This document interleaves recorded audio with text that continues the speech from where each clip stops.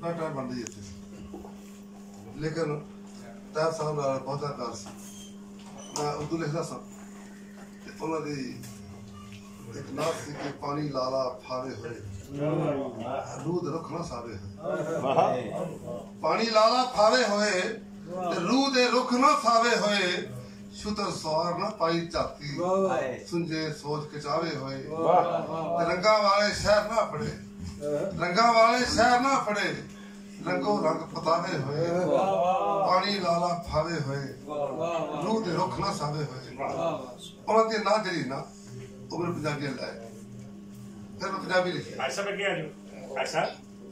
मैं उन्होंने साल पूछा, उन्होंने मेरी सलाह की और इंडी कॉलेज पढ़ाते सन। मैं आना तो उन्होंने चाह मंगवानी नाल बिस्कुट मंगवाने, ए तू खा मैं पढ़ावा।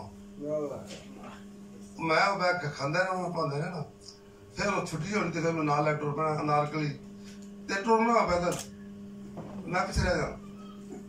फिर वो एकदम लै गया पहला बादशाह मुसलमान की नाम था जी कुतुबुद्दीन ऐबक उथे, फिर मैनू रील पाक ले गया